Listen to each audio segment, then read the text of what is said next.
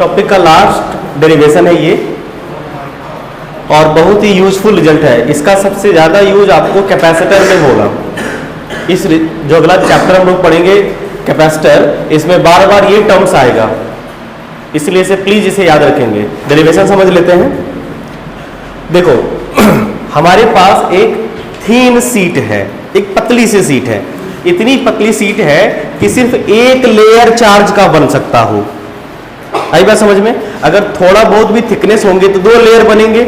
Even आपने पढ़ा है पिछले वाले 11th वाले टॉपिक में, अभी चल रहा था ना, सोप बबल्स। सोप बबल्स में कितने लेयर होते हैं?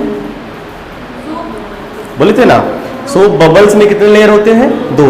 सोचो बबल्स कितने थीन होंगे, उसका जो इन्वेलप होगा या सोप फिल्म जो होगा, सोप फिल्म कितने पतले होंगे। फिर भी उसमें हम लोग 2 लेयर कंसीडर करते नहीं करते हैं। आप इमेजिन करिए कि एक ऐसा फिल्म हो जिसमें सिर्फ सिंगल लेयर हो या सिंगल लेयर ऑफ चार्ज हो।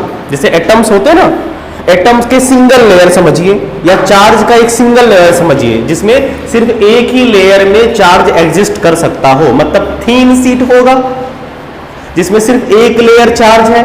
तो मान लीजिए हमने एक लेयर माना,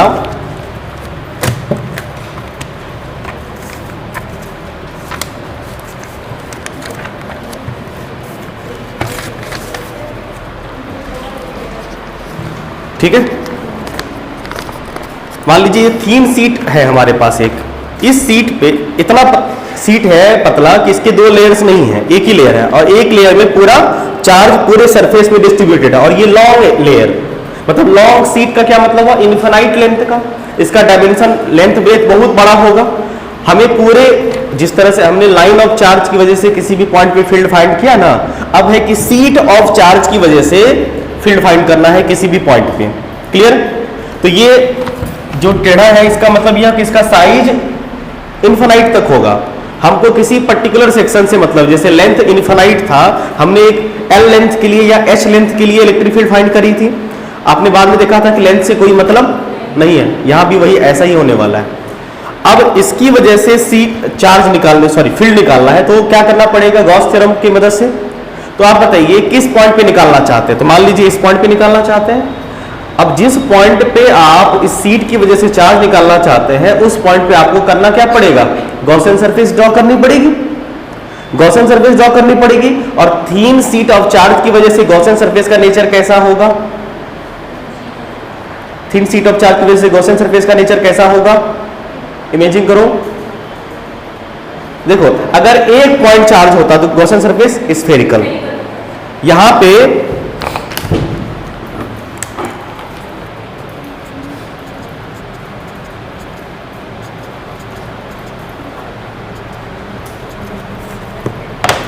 मान लीजिए इतने पॉइंट चार्ज हैं आपके पास, इसकी वजह से कैसा बनेगा? स्फेरिकल। इसकी वजह से स्फेरिकल, सबकी वजह से स्फेरिकल बनेगा। प्रॉब्लम होने लगी, कैसे होगा? तो हमें एक क्या होगा, इस सीट में ही बहुत सारा चार्ज है, तो थोड़ा सा भी चार्ज अगर लोगे उसमें सिंगल चार्ज तो नहीं आएगा, सिस्टम ऑफ चार्ज आएंगे। अब इसकी वजह से कैसे करोगे? इमेजिन करो कि एक चार्ज जो है वो फील्ड ऐसे भी मीट करती है, इधर भी करती है, इधर भी करती है, पीछे भी कर रही होगी, इस तरफ कर रही होगी। तो एक सेक्शन बना, दूसरा चार्ज भी कर रहा होगा इधर इधर हर तरफ। तो जब इस सबको ज्वाइन किया जाता है, जैसे आपने क्या किया था, एक लाइन ऑफ चार्ज होता था ना, तो एक चार्ज का ऐसे, दूसरे चार्ज का भी ऐसे, सबको ज्वाइन करते थे, एक सिलेंड्रिकल गॉसियन सरफेस कंस्ट्रक्ट होता था। सिमिलर यहाँ पे यही है कि यहाँ पे ये इस रीजन में जो आपने डीएस एलिमेंट का, मान लो ये डीएस सरफेस एरिया है, इस एलिमेंट पे जितने चार्ज है उसकी वजह से जब आप गॉसियन सरफेस ड्रॉ करोगे तो नेचर आएगा इस तरह का, पाइप जैसा। इधर भी दोनों तरफ पाइप नेचर का आएगा, मतलब सिलेंड्रिकल। क्योंकि इसको ड्रॉ करोगे ऐसा आएगा, इसको ड्रॉ करोगे ऐसा आएगा। तो डीएस एलिमेंट के लिए अगर सीट ऑफ चार्ज जो हो आपके पास और डीएस एलिमेंट यानी डीए एलिमेंट पे जितने चार्ज है उसकी वजह से गॉसियन सरफेस का नेचर कैसा कंस्ट्रक्ट करना है हमें? सिलेंड्रिकल। करने का पूरा करिए, कोई दिक्कत नहीं है, क्योंकि आपको पता है कि Gauss law shape size of close surface से इंडिपेंडेंट होता है। हम लोग ये ऐसा करते इसलिए है, जानबूझ के हमने यहाँ पे, आप बोलोगे सर सिलेंड्रिकल क्यों लिए? आप लीजिए स्फेरिकल, हमें कोई मतलब नहीं है, आप स्फेरिकल लीजिए। हमने जानबूझ के स्फेरिकल स्फेरिकल गॉसियन सरफेस भी आप बना के इस चार्ज को इंक्लोज कर सकते हैं, लीजिए कोई दिक्कत नहीं है। आई बात समझ में? सिलेंड्रिकल जानबूझ के लिए, कन्वीनियंट के लिए, और कोई बात नहीं है। ठीक है, समझ पाए? गुड। तो थीन सीट ऑफ चार्ज की वजह से अगर गॉसियन सरफेस का नेचर आपसे पूछेगा तो क्या लिख के आओगे? सिलेंड्रिकल लिखिएगा, कोई दिक्कत नहीं। तो हमने एक ds या dA सरफेस एलिमेंट, हमने ये थीन सीट ऑफ चार्ज है, तो एक इस सीट से एक छोटा सा सिलेंड्रिकल गॉसियन सरफेस दोनों तरफ कंस्ट्रक्ट कराएगा ना, क्योंकि इतना पतला सीट है तो आपको ये प्लस चार्ज इधर से भी दिख रहा है और इधर से भी दिख रहा है, दोनों तरफ से दिख रहा है, तो ये सिलेंड्रिकल दोनों तरफ से होगा, मतलब इतना पतला है कि ये सिलेंड्रिकल जो सेक्शन होगा गॉसियन सरफेस वो दोनों और से पास करेगा। और आपने अभी भी सीखा है कि गॉसियन सरफेस सिलेंड्रिकल या सिमेट्रिकल ड्रॉ करो तो बढ़िया रहता है, कन्वीनियंट होती है सवाल बनाने में। तो सिमेट्रिकल का मतलब ये हुआ कि इस तरफ जितना लेंथ होगा सिलेंड्रिकल गॉसियन सरफेस का उतना ही लेंथ आप इस तरफ भी रखो। क्लियर है? हम क्या कह रहे हैं? कह रहे हैं इस तरफ गॉसियन सरफेस का जितना लेंथ रखोगे इस तरफ भी उतना ही रखोगे, तब ना जैसा बर्तन वैसा ढक्कन बनाएगा, जैसा बर्तन वैसा ढक्कन बनाएगा, तो फ्लक्स इंक्लोज हाफ हाफ इधर उधर हो जाएगा, तभी तो सिमेट्रिकल पोजीशन पे चार्ज इंक्लोज हुआ। क्लियर? गुड।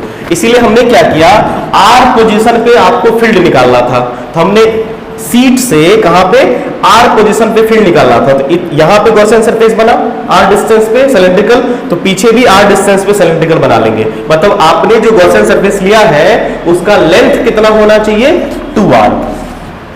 अगर आप आर डिस्टेंस पे निकालना चाहते हैं तो आर डिस्टेंस आगे तो आर डिस्टेंस पीछे भी ना, तो टोटल लेंथ कितना हो जाएगा इस गॉसियन सरफेस का?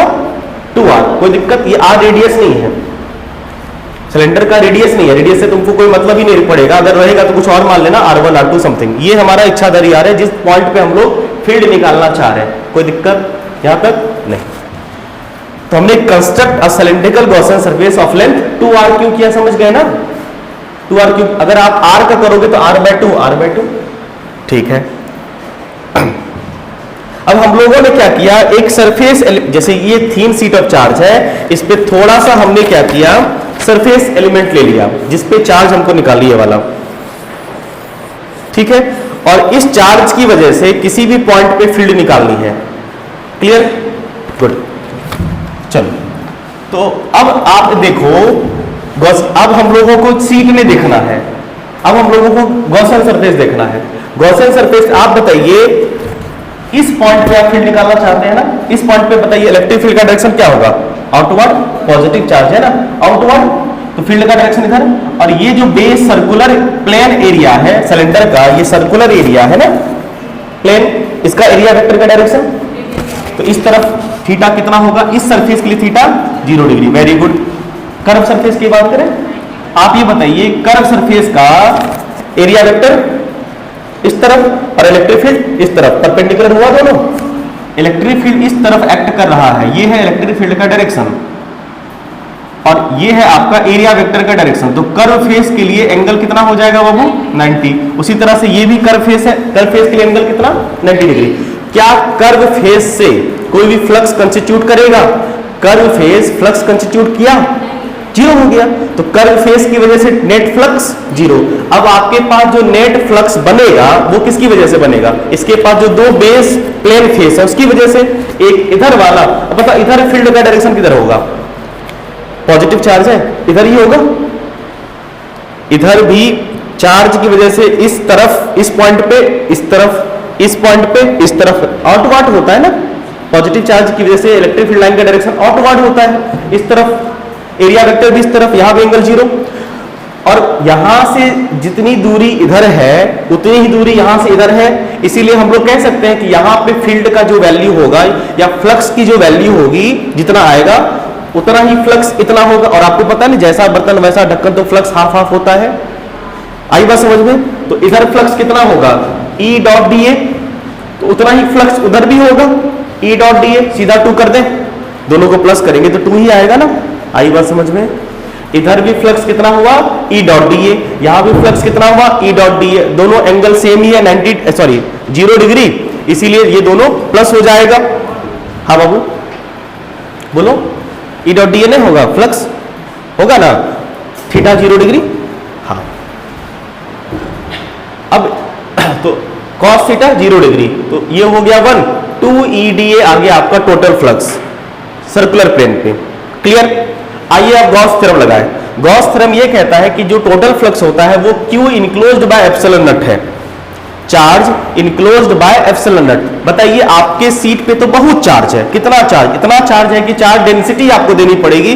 टोटल चार्ज इनफाइनाइट सीट पे टोटल चार्ज कैलकुलेट करना नहीं लगता है इम्पॉसिबल, लेकिन अगर यूनिफॉर्म थीन इनफाइनाइट सीट है तो उसकी चार्ज डेंसिटी तो कांस्टेंट होगी ना, नहीं, तो इसकी चार्ज डेंसिटी कितनी है, सिग्मा।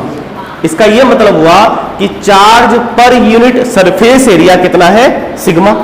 तो हमें अगर गॉस थ्योरम लगाने हो तो Q enclosed by epsilon not करिएगा, तो Q इनक्लोज्ड तो निकालना पड़ेगा ना, तो चार्ज डेंसिटी से निकाल लेते हैं।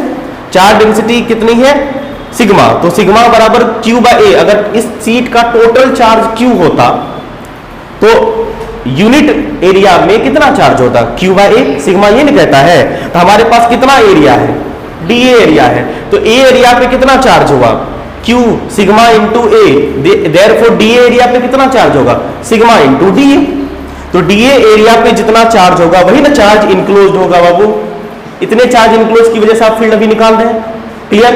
बोलोगे सर ने टोटल चार्ज इनक्लोज की वजह से, देखिएगा DA का कोई यहाँ पे रोल ही नहीं होगा, कट जा रहा है, इसलिए हम लोग को यहाँ पे इसका जो base area pi r square नहीं लिखे हैं, आवश्यकता नहीं है, कट जानी है। आप चाहो तो लिख भी सकते हो, कोई फर्क नहीं पड़ता।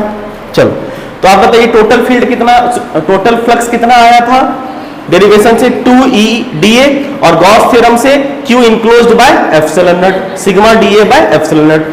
DA कैंसिल आउट हो गया, इसलिए पाई आर स्क्वायर लिखने की आवश्यकता है नहीं, दोनों तरफ कट जाएगा। ओवरऑल आपके पास one thin sheet of charge, single thin sheet of charge की वजह से किसी भी पॉइंट पे फील्ड का वैल्यू कितना है, sigma by 2 epsilon naught. Thin sheet of charge की वजह से किसी भी पॉइंट पे फील्ड का value sigma by 2 epsilon naught. Sigma यहाँ पे क्या है, surface charge density Q by A होता है। फिर से समझ लीजिए, एक infinite thin sheet of charge होगा जिसपे चार्ज डिस्ट्रीब्यूटेड होगा, ये पॉजिटिव है, नेगेटिव भी हो सकता है।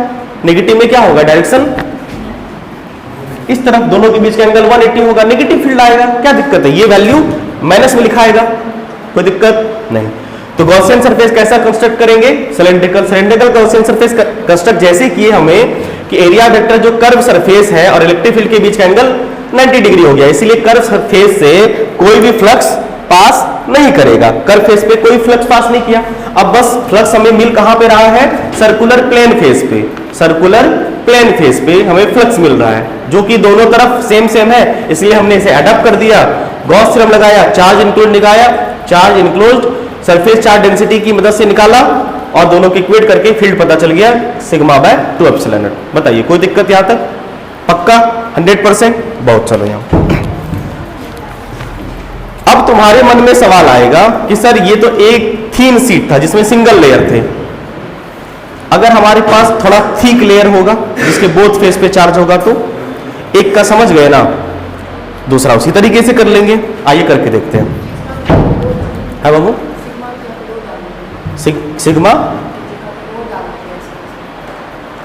देखो फेस है तो चार्ज फेस सरफेस पे ही होगा, कंडक्टर है, अगर कंडक्टिंग हो तो, जैसे हमारे पास मान लीजिए एक सीट है थिकनेस वाला, अगर वो कंडक्टिंग सीट होगा तब तो सिग्मा ही लगेगा, नॉन कंडक्टिंग सीट होगा तो नॉन कंडक्टिंग अगर सॉलिड होगा तब लगेगा वॉल्यूम, क्योंकि नॉन कंडक्टिंग सॉलिड में ही चार्ज अंदर में भी होता है, कंडक्टिंग अगर सॉलिड हो या अंदर खाली हो आपको कोई फर्क नहीं पड़ता है, बाहर ही चार्ज होगा। आपको जब ये भी थीन सीट होगा ना, ये मेटालिक सीट होगा आपका, आपके सिलेबस में वो वाला सीट अगर आप सीख गए हैं तब तो पता है तरीका कि मेटालिक हो या कंडक्टिंग हो या नॉन कंडक्टिंग हो, तरीका आपके पास है। आई बात समझ में, आपने कंडक्टिंग और नॉन कंडक्टिंग में फर्क क्या है ये समझ लिया ना, आप कंडक्टिंग कुछ भी रहेगा ना बन जाएगा आपसे, नॉन कंडक्टिंग कुछ भी रहेगा बन जाएगा आपसे, सवाल करा देंगे, आप खुद करिएगा। आइए फिलहाल हम लोग अभी कर लेते हैं कंडक्टिंग थिक सीट की वजह से कितना होगा, हमें नहीं लगता है कि डेरिवेशन की आवश्यकता पड़ेगी, फिर भी कर दे रहे हैं 1/6। इसे मिटाएं, इसे मिटाएं। देखो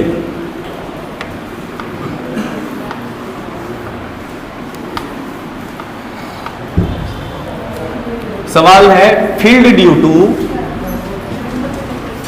टू थीक। थीक का मतलब हो गया हैविंग 2 लेयर्स, 2 ही लेयर होंगे। बोलोगे 6 फेसेस होंगे तो किसी भी 2 फेस की वजह से इधर वाला 2 फेस या इधर वाला 2 फेस या इधर वाला 2 फेस, एक टाइम में किसी 2 ही फेस को कंसीडर करोगे आप। क्लियर है? क्योंकि और 4 फेस की वजह से थीटा 90 डिग्री बन जाएगी। सिलेंड्रिकल गॉसियन सरफेस ड्रॉ करिएगा आप, इसीलिए field due to thick sheet of conducting long plate, conducting long plate of charge. अब देखो क्योंकि ये कंडक्टिंग है बाबू, कंडक्टिंग है, इसलिए चार्ज कहां पे होगा? सरफेस पे। तो डिस्ट्रीब्यूशन कैसा लगेगा? Surface charge distribution having sigma मान लो प्लस क्यू, माइनस क्यू भी ले सकते हैं आप। सब लोग मिलके बनाते हैं, अभी लिखेंगे कोई नहीं, बनाएंगे हम, बोलेंगे आप लोग। सबसे पहले हम लोग क्या करेंगे, एक सीट बना लेते हैं, थिक सीट, ठीक है, इनफाइनाइट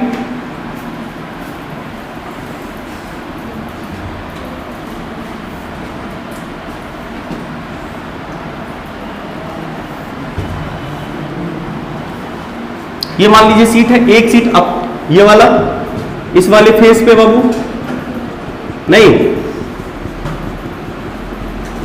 ये हुआ आपका आउटवर्ड फेस, जिस फेस की वजह से हम लोग निकाल रहे हैं, कोई दिक्कत। एक आपका इनवर्ड फेस, ये वाला फेस नहीं, ये वाला अंदर वाला फेस फील हो रहा है बाबू,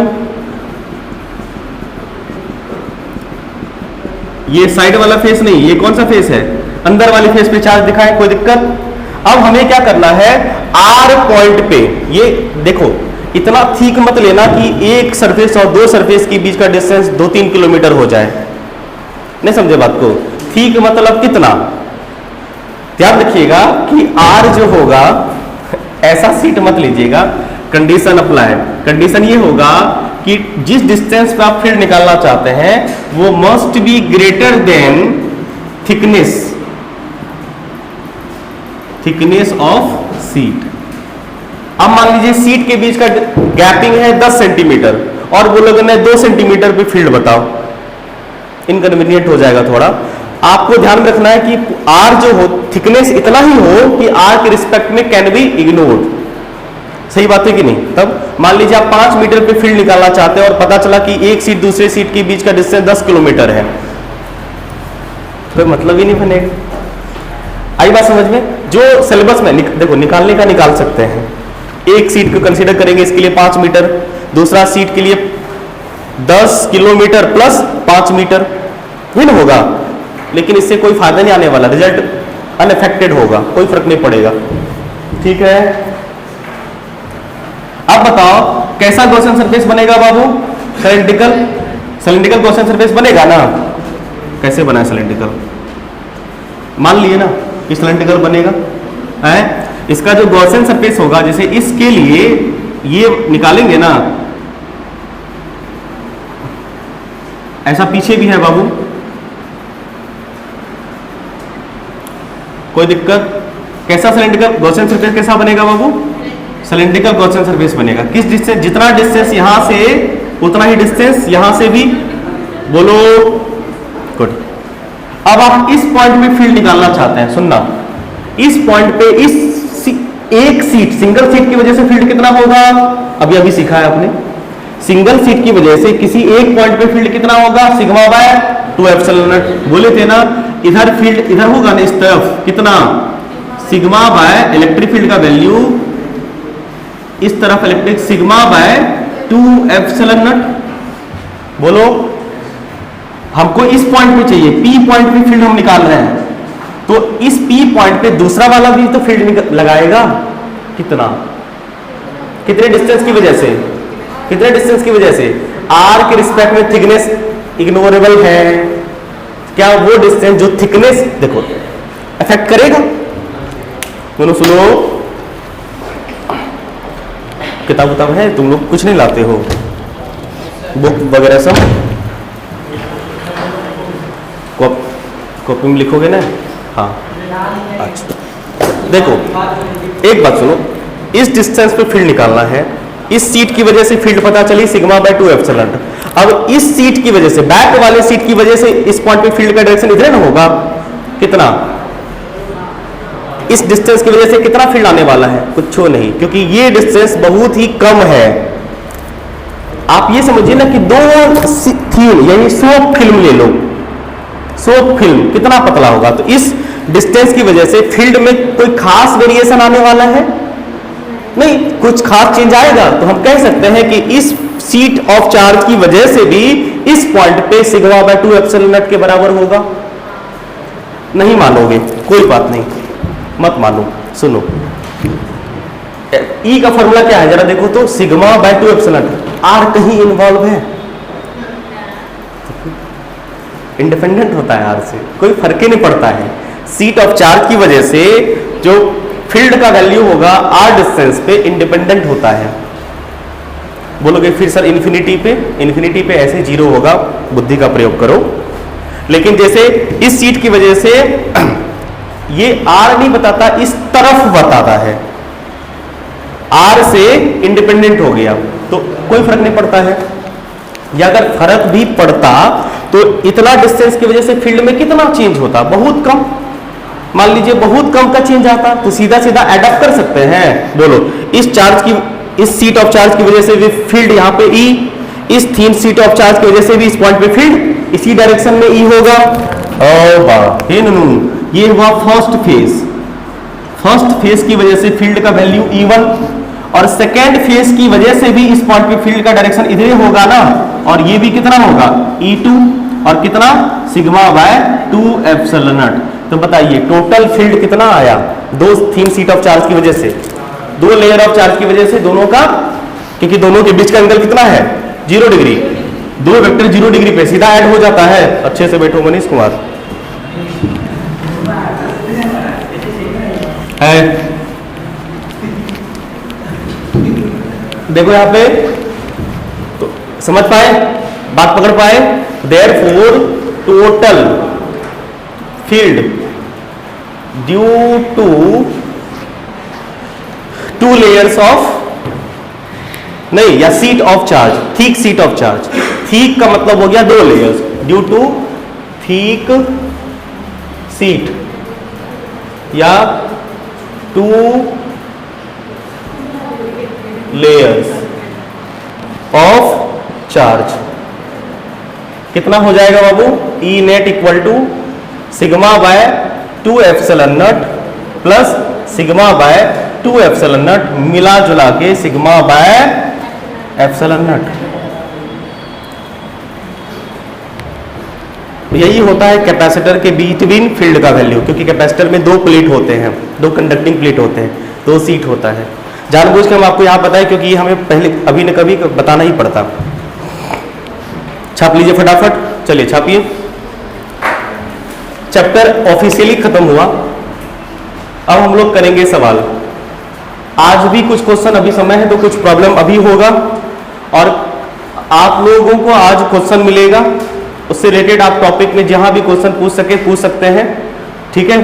कल हम लोग क्वेश्चन करेंगे, अगर आप डाउट पूछेगा तो आपका डाउट करेंगे, अगर नहीं पूछेगा तो हम करेंगे, ठीक है। आई बात समझ में? उसके बाद फिर आप लोग टेस्ट की तैयारी करिए, संडे को लेंगे टेस्ट, इस चैप्टर का फुल यूनिट टेस्ट। इस चैप्टर का ऑब्जेक्टिव टेस्ट होगा, पहला टेस्ट ऑब्जेक्टिव होगा, फिर हम लोग सब्जेक्टिव टेस्ट कंडक्ट करेंगे। छाप लिए इसे, छापिए। देखो बाबू, कुछ इंपॉर्टेंट बात जानकारी इससे याद रख लेते हैं कि अभी आपने सीखा है कि field due to 1 sheet of charge, single sheet of charge की वजह से फील्ड होती है किसी भी पॉइंट पे कितना? Sigma by 2 epsilon not. एक की वजह से होती है 1/2, दूसरी की वजह से क्या हो जाएगा? 2 की वजह से 1/2 1/2 1, और फील्ड ड्यू टू 2 सीट, नहीं 2, इसको कहते हैं थीन सीट, इसको कहते हैं थीक सीट, इसको थीन थीन मतलब क्या होता है? सिंगल, और वर्ड रहेगा थिक, थिक मतलब होगा क्या? दो। कितना हो जाएगा sir? Sigma by epsilon not. तो आप यहां पे ये देख रहे हैं कि जो इलेक्ट्रिक फील्ड होगा due to sheet of charge, sheet of charge, चाहे थिक हो या थीन हो, independent from r, independent from r. अब ये सवाल मान लीजिए एसर्शन रीजन में आया है, ये सवाल मान लो एसर्शन रीजन में आया और ये स्टेटमेंट दे रखा है, वी नो दैट, या here field, we know that field due to thin sheet of charge independent from r, therefore field at infinity, field at infinity. फिर बोलोगे सर कैसे ऐसा हुआ? अरे बेवकूफ, इन्फिनिटी पे कितना फील्ड महसूस होगा? थोड़ा बहुत इंसान का मतलब तुम्हें फीलिंग के साथ भेजा गया है ना, बिना फीलिंग का इंसान फील तो कर लो। एक सीट ऑफ चार्ज चले गए इन्फिनिटी पे, तुम्हें फील्ड महसूस होगा। वहां पे फॉर्मूला लगाने की क्या आवश्यकता है? जुटे ना, हम तो आप बोले हैं आर से इंडिपेंडेंट होता है, फील्ड इन्फिनिटी पे कैसे चीरो? पूछोगे? मत पूछना, हवाई जहाज से फेंक देंगे इन्फिनिटी पे ले जाके। नहीं, दोबारा मत पूछना। सेंटर फेस, मेंटस, मेंटोस, सेंटर फेस होता था ना, दोबारा मत पूछना वाला। खैर कोई बात नहीं, अब बात समझ में आई इलेक्ट्रिक फील्ड कैसा होगा। और हाँ, बोलोगे सर आपने तो पॉजिटिव पॉजिटिव चार्ज लिया, कोई बात नहीं भाई, पॉजिटिव चार्ज की वजह से इस तरफ आई थी फील्ड, नेगेटिव की वजह से इस तरफ आएगी। तो लिख लो इसे भी, इसे भी नोट करके लिख लो, 4 plus sigma, field is away from seat, field is away from seat, और 4 माइनस सिग्मा, फील्ड इज किधर मिलो, किधर रे? टुवर्ड्स फ्रॉम सीट ना, इधर, किधर? इधर, टुवर्ड्स फ्रॉम, टुवर्ड्स फ्रॉम नहीं होता है, टुवर्ड्स सीट। नहीं, अगर पॉजिटिव होगा तो फील्ड का वैल्यू अबे, आपने देखा, नेगेटिव होगा तो, समझ पाए सर? आइए एक सवाल करें, एक क्वेश्चन कर लें। अच्छा, होमवर्क तो दे सकते हैं तुम्हारे जाने के बाद, सिर्फ होमवर्क। हाँ, एक सवाल अभी कर लेते हैं, टाइम। सुनो बाबू, आपके पास दो सीट है, दोनों सीट की भी सेपरेशन अब है, इतना सेपरेशन देखो,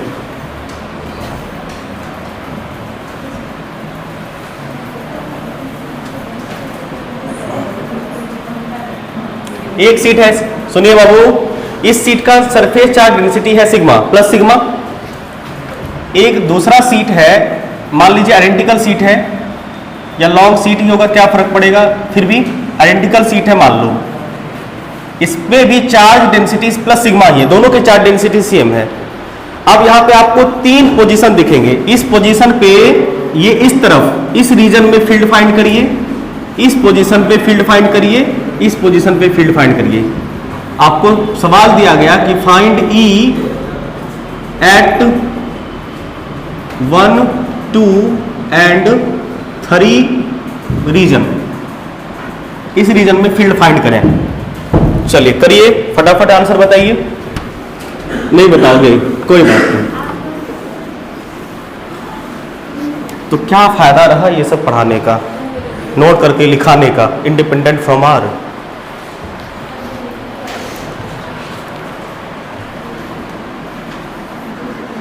चलिए मिलके बनाते हैं, ठीक है? आइए सब लोग देखो, एकता में बल है, सब लोग मिलकर काम करते हैं, है ना? बांट कूट के खाए राजा घर जाए, मिल बांट के पढ़े सब लोग बढ़े। आइए इस पॉइंट पे देखो, सुनो सुनो, इस पॉइंट पे इस सीट की वजह से फील्ड कितनी होगी? इधर, हाँ या ना? इस तरफ होगी, और कितना पता है ना? मान लेते हैं सीट ए है और ये सीट बी है, ई ए होगा। अब बताइए इस सीट की वजह से इस पॉइंट पे फील्ड कितना होगा? इधर ही होगा ना, बोलो। हाँ, और कितना होगा?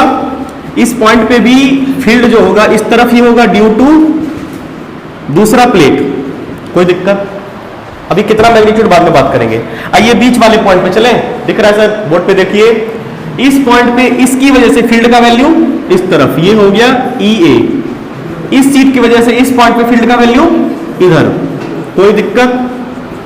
EB। इस पॉइंट पे इस चीज की वजह से फील्ड इस तरफ EB। इस चीज की वजह से इस पॉइंट पे फील्ड का वैल्यू इधर EA। बोलिए कोई दिक्कत? अब बताइए टोटल फील्ड ए रीजन में, फर्स्ट रीजन में कितना होगा?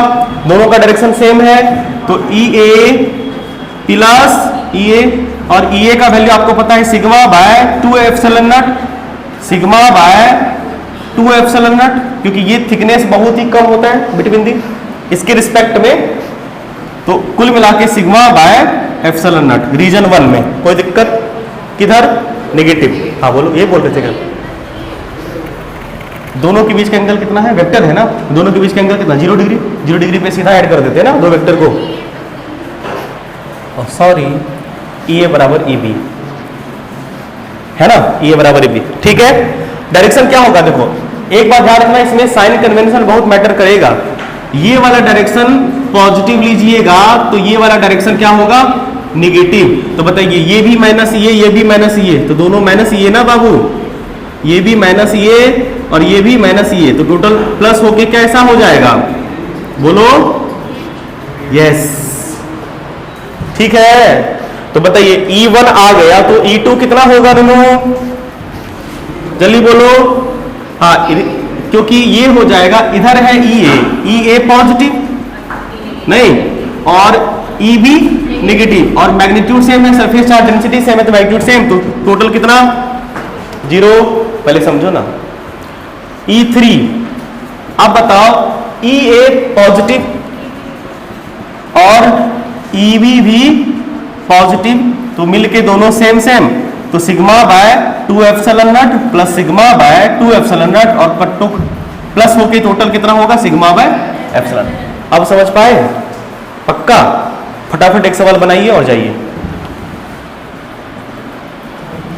इसे छापो, छाप लिया? सवाल लिखेंगे नहीं, सवाल नंबर 2 करेंगे और यहां पे माइनस करेंगे। आप लोग इस क्वेश्चन में इसको एडिट मत करिएगा, समझ गए? देखते हैं सबसे पहले आंसर कौन बताता है।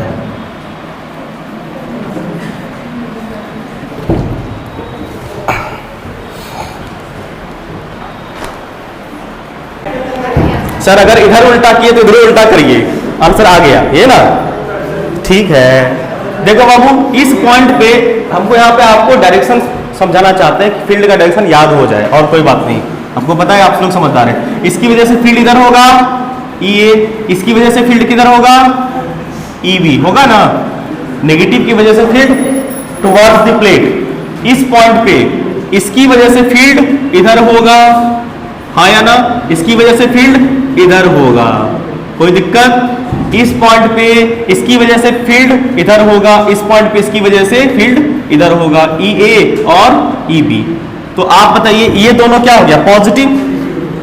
ये दोनों हो गया पॉजिटिव, तो ये हो जाएगा आपका पॉजिटिव, आंसर इज पॉजिटिव। अब सेकेंड रीजन में क्या होगा? EB पॉजिटिव है, EB पॉजिटिव है और EA नेगेटिव है, कुछ हो 0 होना है।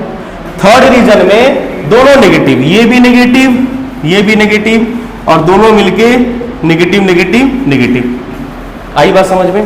अब आपको इस तरह के कोई भी सवाल दे देंगे। अच्छा हाँ, अगर मान लो चार्ज डेंसिटी सेम होगा तो E1 E2 नहीं, सिग्मा 1 सिग्मा 2, कोई दिक्कत नहीं ना? चलिए कुछ होमवर्क करेंगे कल के लिए, कुछ होमवर्क हम दे देते हैं, कुछ आप लोग प्रैक्टिस करिएगा, बाकी बात कल होगी सवालों के साथ। चैप्टर आपका खत्म। अच्छा, चैप्टर खत्म के बाद द एंड लिखेंगे तब मानोगे ना? लिखो, लास्ट में लिखो द एंड, ताकि मान लो कि चैप्टर खत्म हो गया है, नहीं तो तुम लोग बोलोगे सर अभी कुछ बाकी है, बाकी जिंदगी भर तो चलता ही रहेगा। ऑफिशियली खत्म हो गया सिलेबस के अकॉर्डिंग, आपके सिलेबस से और थोड़ा आगे ही, ठीक है? इसे नापिए, मतलब नोट करिए, कुछ होमवर्क नोट करते हैं। होमवर्क नोट करें सर, मिटा दे इसे, चार्ज डिस्ट्रीब्यूशन अलग होगा तो सिग्मा 1 सिग्मा 2 रहेगा, साइन वन रहेगा। तो इसलिए तो बोलिए ना कि चार्ज डेंसिटी अलग अलग हो गई, चार्ज डिफरेंट भी हो सकता है, एक पॉजिटिव नहीं, वही तो होमवर्क देने वाले हैं बेटा है कैसे। हाँ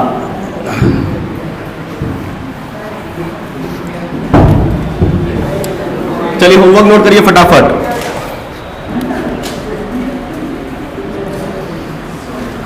find E at 1, 2 and 3 region. फटाफट नोट करिए। पहला नंबर, जो प्लेट है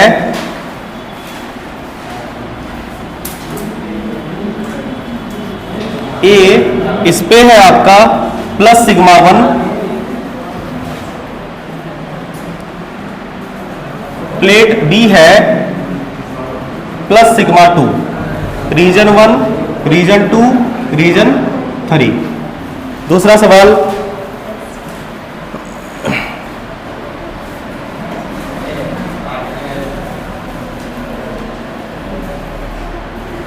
क्वेश्चन ये समझ गए ना। अब सीधा हम यहां पे क्वेश्चन लिख देते हैं।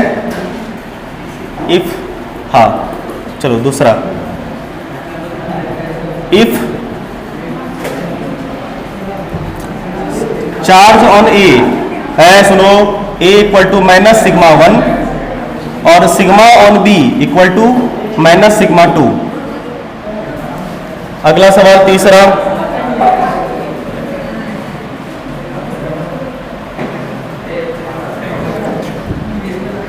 +1 -2। If sigma on A equal to minus sigma और sigma on B equal to plus sigma, if sigma on A equal to minus sigma 1, sigma on B equal to minus sigma 2 plus sigma 2। और एक public demand पे हो जाएगा, और करोगे क्या? इतना करना है और इतना करके देखते हैं। सबसे पहले सॉल्यूशन देखो, आज के होमवर्क का जो विजेता होगा उसे मिलेगा 10 रुपया का प्राइज। सबसे पहले, अभी होमवर्क बाकी है, मजाक नहीं बोलना है, हम सीरियस हैं। सबसे पहले हमको जिसका मैसेज आएगा हम ग्रुप में स्क्रीनशॉट शेयर करेंगे ताकि आपको पता चल जाए कि आज का विनर कौन है। ठीक है, चलिए अगला सवाल, होमवर्क नंबर दूसरा।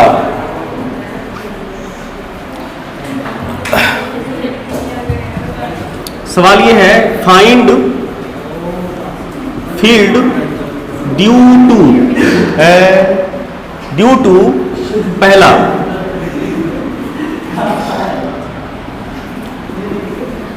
हॉलो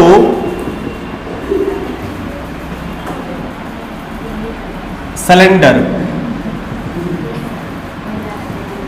या hollow cylinder, conducting non conducting हो डजंट मैटर। सिलेंडर अगर हॉलो होगा तो कंडक्टिंग नॉन कंडक्टिंग कोई फर्क नहीं पड़ता है। हॉलो सिलेंडर चाहे कंडक्टिंग हो या नॉन कंडक्टिंग हो,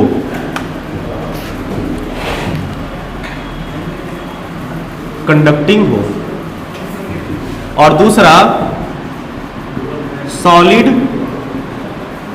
तरीका समझ गए ना, सॉलिड सिलेंडर, सॉलिड कंडक्टिंग नहीं, नॉन कंडक्टिंग, नॉन कंडक्टिंग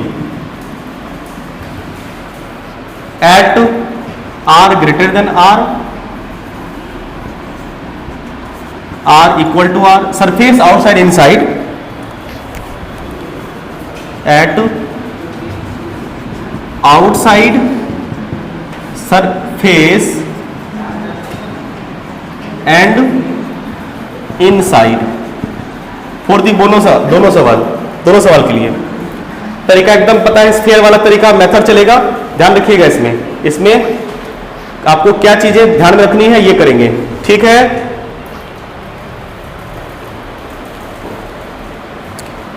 और एक सवाल लास्ट,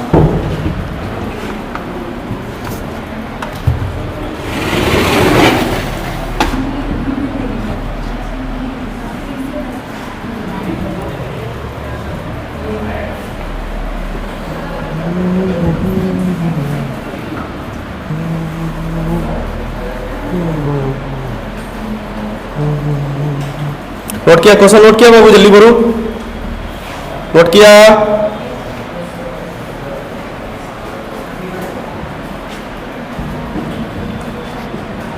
फाइंड ई, और यहां पे चार्ज डिस्ट्रीब्यूशन कैसा होगा? यूनिफॉर्मली चार्ज्ड, यूनिफॉर्मली चार्ज्ड है।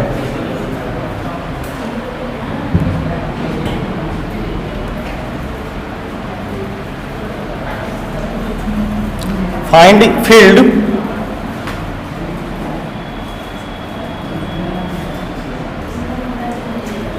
ड्यू टू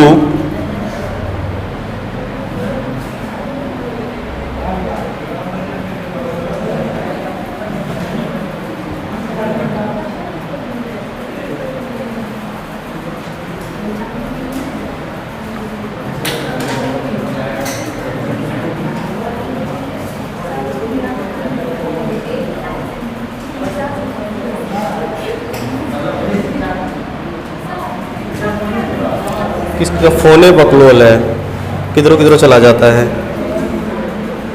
देखो पेज नंबर 1 चला गया, फिर छोड़ कैसे देंगे? अरे अब कितना छोड़े बताओ? हाँ, टू नॉन कंडक्टिंग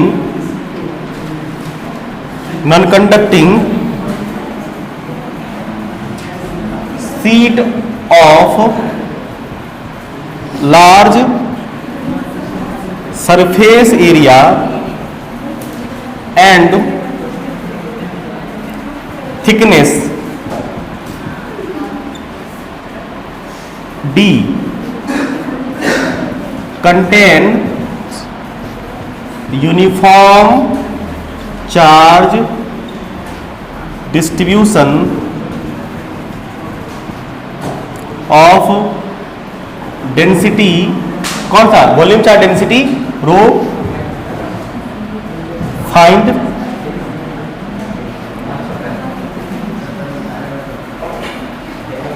कहां पे? At point P inside the plate at a distance R from the central plane,